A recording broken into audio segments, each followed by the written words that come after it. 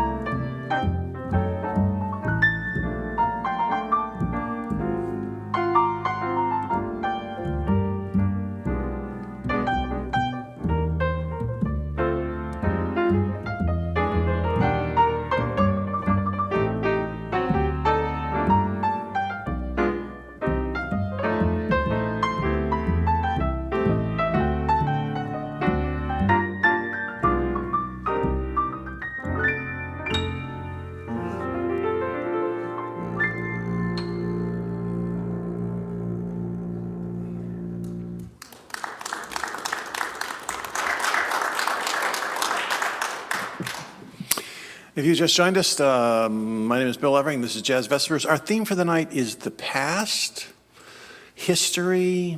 We're going to talk a little bit about nostalgia in relationship to history because a lot of music is remembering things. And our nostalgia is typically sort of fuzzy and warm. And there's a lot of fuzzy, warm jazz pieces, so we're going to listen to a few of those. And we're going to think about the past in relationship to all sorts of things, our feelings about the past, whether or not we really want to return to the past. But, it's this complicated, the past is more complicated than it seems. But we have feelings about it, where sometimes we forget some of the rotten parts, and it sort of all mushes into this glow that's in a vaguely minor key. And some of even the more pop songs have been interesting mixtures of feelings about yesterday.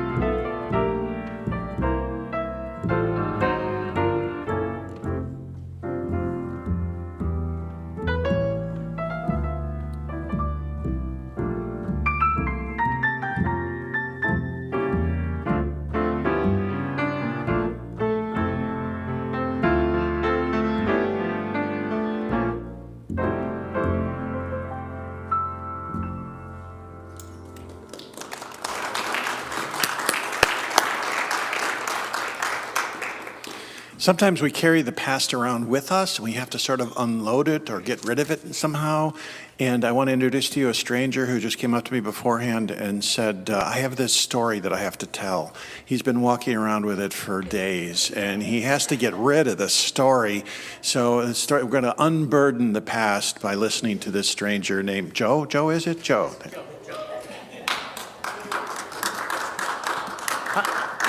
I'm here because this morning I preached on some of the linchpins of our congregation over the years for Heritage Sunday. And I realized when I was doing the preaching that I had too much information and I had to leave a story out. So I'm going to tell you that story now, and I did ask Father Levering for that because it's about him. And I used some old people and some contemporary people, and Bill is kind of contemporary. When he first came to town, we all loved him. You know, he's humorous, he's well-natured. When he's angry at you, he even laughs a little bit, you know, so it's wonderful.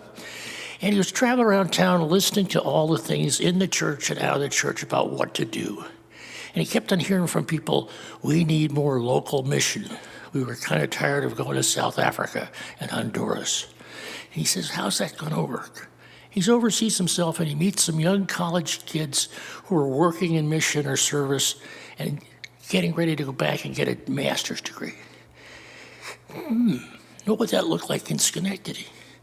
So he sits down and doubles. He says, well, what if I recruited people to do that and I placed them in social service agencies or healthcare where they'd be needed, and they could all live together and build community, and the ministers here could coach them a little bit, and we could capture some of the learning that was going on, and we'd have fun. Wouldn't that be great? And he explained it to the fund chairman of the Covenant Committee, and that got the funding for it, and Covenanters were born. And we got 4 people, 3 young people, and they had to come to church too. So every Sunday there were this body of young people in church. They were young except for one person, and he was 45. He was a recovering alcoholic. He'd had marital problems, and he was down on his luck. And Bill took a risk on him, and they gave him a job of handling the homeless population in downtown Schenectady. Oh, and he went out and he engaged these people. He got to thinking about it, and he was working with proctors too. And he said, what if we turned these people into like ambassadors for proctors? They could show up with flashlights and guide people in parking lots, and they could hold the doors for them, and they could escort them across the street, and they could just be good. Well, it worked. The ambassadors worked. And the other things that we did worked. So it was a really great program. And the minister got assigned to be the pastor out at the Trinity Reformed Church. So he completed his ministerial rehab, and things went on their way, but the ambassadors went on their way. Fast forward, 12 years later, this past Thanksgiving, the ambassadors, our ambassadors, were the grand marshals of the Christmas parade because they had spent this kind of time serving the people of Schenectady very well, migrating out of the city mission to their own homes, their own jobs. And it's a wonderful example of how you make connections. And I think Bill is one of the best connectors I've ever been around. And I'm going to be quiet now because if I say anything more, he'll get a swelled head.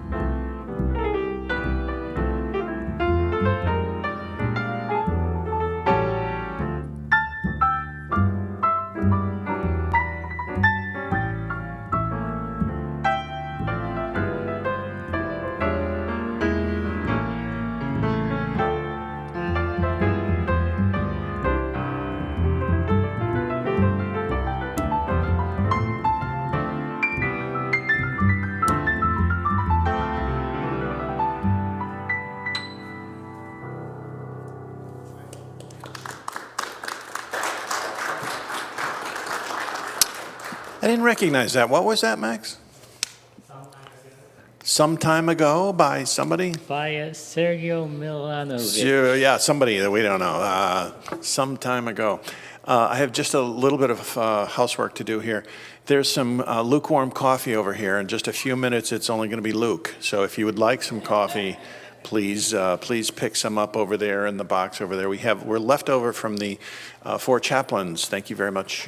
Stuff over here. So in addition to Marjorie's really tasty stuff, there's some tuna fish sandwiches over there. There's some shrimp. No, there's no shrimp. There's some really interesting things over there. If you're hungry, get ready to eat some afterwards, and it'll be a wonderful thing. Well, the past, we're going to pray about the past. So it's going to take 2 or 3 musical numbers for you to think about how you pray about the past. We're usually praying about the future, you know? So I'm giving you more notice than usual on how to pray about the past. So just think about how that might be. I'm not sure myself. We're going to be doing that, and then we're going to also talk a little bit about Black history and its relationship to jazz, because there's a really clear thing going on there that we have to talk about this month. But sometimes we just have to admit that, well, it's different now, you know? The world is different now, and things ain't what they used to be, right? Yeah.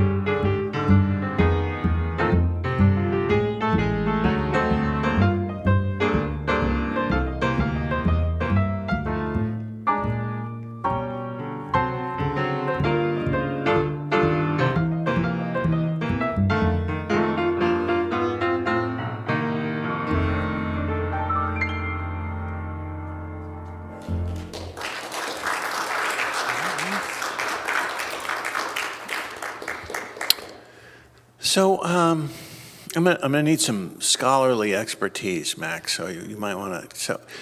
So jazz sort of to what extent was jazz born out of the Black experience in the South and the music that comes out of? Is that a part of what's going on in jazz? Seems like it's entirely what's going on. Oh, entirely. Okay.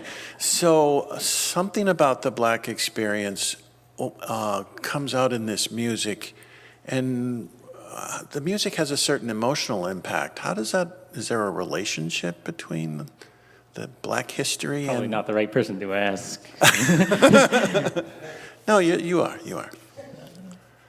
Right. So I'm gonna, as you know, I do this business with Gemini, and I asked it to write a poem about jazz and Black history, and it gets at the fact that, well, last week we talked about anger in jazz and how there wasn't as much as you might imagine, and if you were to predict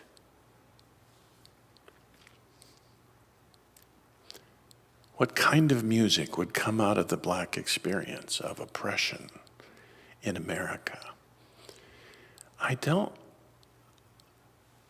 think you would predict the wonder that is jazz. Jazz is a miracle of redemption and grace. Listen to what Gemini has to say. A trumpet's cry, a soulful plea, and from stories born of misery, a rhythm rising strong and bold, of lives oppressed, of truths untold. In smoky clubs, a vibrant sound where freedom's voice at last was found. A history etched in every note, jazz's spirit still we quote. So let us hear this music as a miracle of transformation. Let us hear this music born out of misery and born out of slavery, and yet it triumphs into something that calms and soothes and lifts us to a dramatically different place. Let jazz speak sing a whole new thing for us in Black History Month as we celebrate how this transformation, this miraculous transformation, took place. Well, we're going to pray. Yeah, I'm about to do that. I know you're worried. She's worried about the titles of the songs, and so we have to help her. I do announce them. I don't know if you recognize the fact that I get them in just before he starts playing. Yeah, I usually do that. And this one, it's by Jerome Kern, and it's Yesterdays. Which, am I going to recognize this tune? I don't know, I didn't. Yeah, okay, so this is going to be, it's Yesterday's, but it's going to be in a tune that you might not recognize in the same sort of way. So it's a jazz standard, and I don't know it? Impossible. Let's hear it.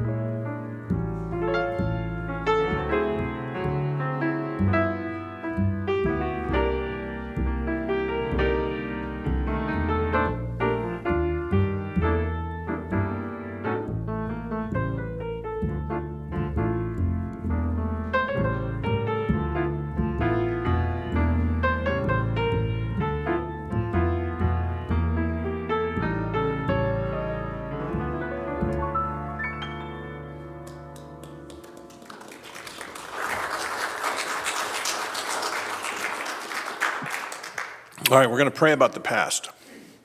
I'm not sure I even know how to do that. You know, we're so interested in, God, could you do this for me in the future? Or do you do this for us in the future? Any ideas about how we should pray about the past? Marjorie? That we should learn from the past for the future. For the present, okay.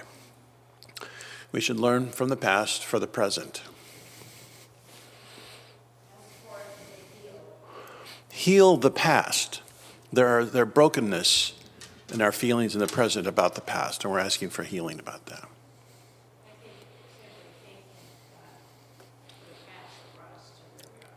Thankfulness. Thankfulness is a good thing. Adoration, confession, thanksgiving, supplication. Thankfulness for the past. Yeah. Yeah, there were 4 years of it before. Yeah. So we. Who said past isn't even past? When somebody gives a great quote about the past. The past not really being past. Yeah, it's present. Yeah, all right, so something about redeeming the past, healing from the past, learning from the past is in the present, yeah. We should get used to now. That's not about the past. Come on, would you get about the program? Anything else about the past that we want to pray for?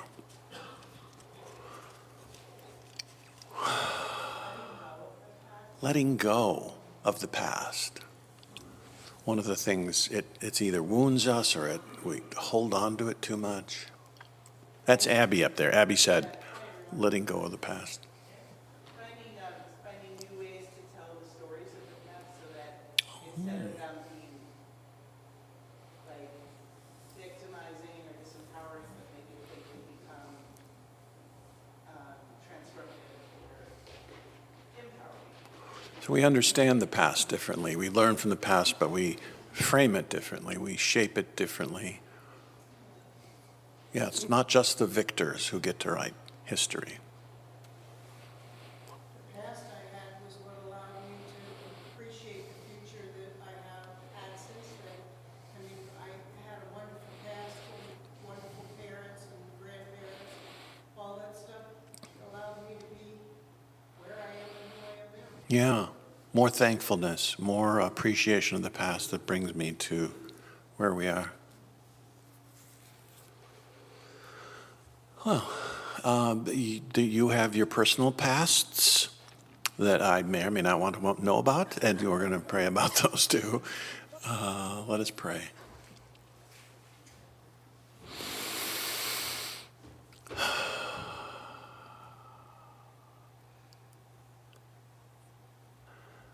Almighty God, you who are beyond time, you who are above, outside of our linear thinking. Help us in the plodding way we march through the times of our lives. Help us to look back and to re-look back and to re-understand and to celebrate and to use the past to transform us instead of hobble us.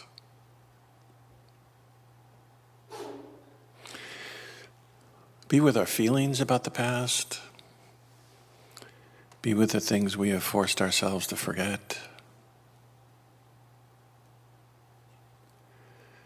Be with us as individuals and be with us as the story of who we are as a nation, as a world, as a town, as jazz followers.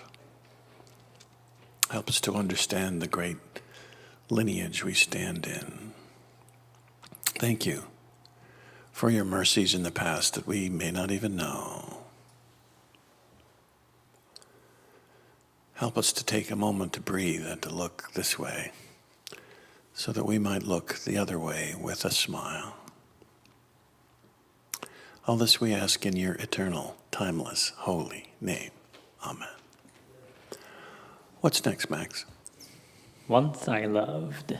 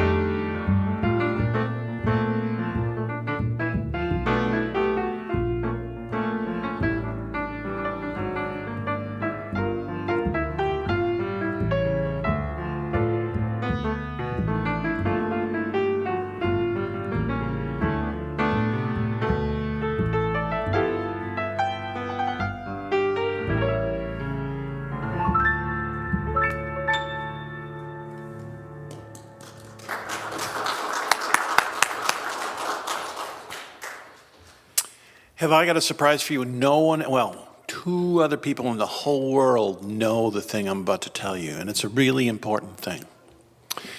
If you go online and write in Jazzy Vespers, not Jazz Vespers, that one was taken, jazzyvespers.com, jazzyvespers.com, jazzyvespers.com. All right, I'm not going to say it again. Yes, I am. Jazzyvespers.com. It will give you the schedule of everybody that's playing here for the next several months. So if you want to know who's playing and whether or not to come, just come anyway. But if you want to know, it's going to be on jazzyvespers.com, and you'll be able to see who's playing and, with all the good things about it. And one of the reasons I raised this is because next week, I need some help here. Sunny Day is playing. Do I know Sunny Day? Tell me about him. Is he, you know Sunny Day? Oh, tell me more.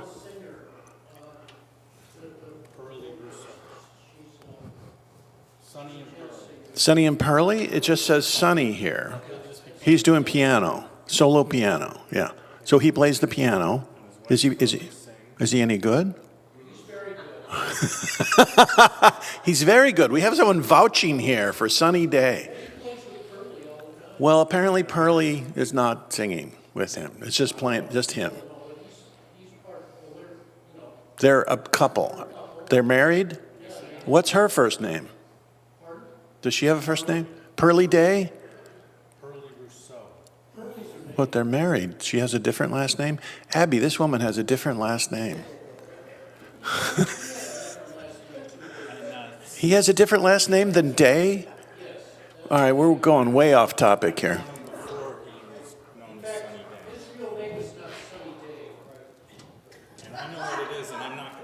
Did you say it before? I think. You're not going to say what his name used to be? We're talking about the past here. It's an... I'm not going to let you... Now I have to come to hear this Sunny Day, who was someone else before. Well, that's only his performing name. Oh, his performing name. I used to know it, but I don't. Well, someone who has a performing name takes performing seriously. I should change mine. All right, next week, Sunny Day. You got to imagine if someone were to pick a name, it would be Sunny Day. And so this may not have been his given name. Sunny Day. Next Sunday, 5 o'clock. Sunny Day. I can't wait. I'll be here if I remember. 4:10, I woke up from a nap going, I think I should be someplace in a little bit. Oh, yeah. 5 o'clock, Jazz Vespers every Sunday. So that's jazzyvespers.com. And we're glad to be able to do that. And, yep, all sorts of good things on Jazzy Vespers. I'm stalling a little bit so you don't have to play another tune. Have you noticed that? Yeah. We got 2 more. You got 2 more. You're going to have to stretch it a little bit here. So, Time After Time by Jewel Stein? Yeah, you should lead Jazz Vespers sometimes because you know more about this than I do. Time After Time. Is it about the past? Or just doing the same mistake over and over again? This is a Pete selection, so. Oh, it's a Pete selection. Well, he had developed the theme and I contributed some extra. Yeah, so what do you like about this tune? Chet Baker singing it. I'm not doing that. Go, let's hear it.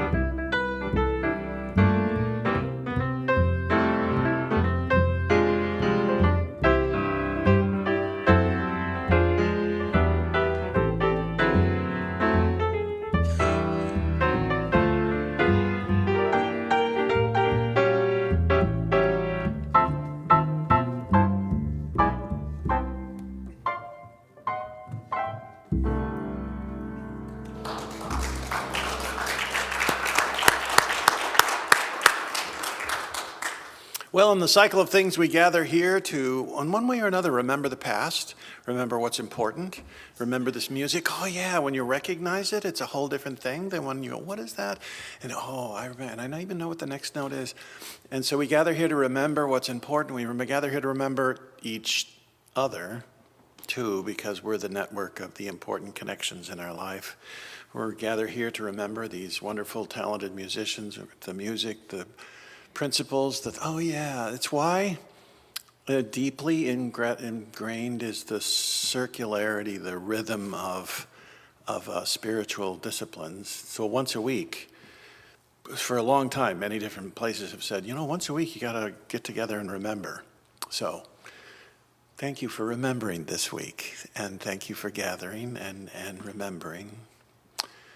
And I want to remember Zechariah, who is remembering how to do the things back there. I want to remember Marjorie, who remembered how to make this wonderful eggy, tomatoey thing. What is that called, Marjorie? Quiche. Okay, it's a very eggy quiche over here, and you really should have some before you. Yeah, classier than I am. So those sort of things, we're going to remember those things. We're going to remember to come back next week, and we're going to remember the important things, and we're going to remember to remember, and we're going to remember people and God and things.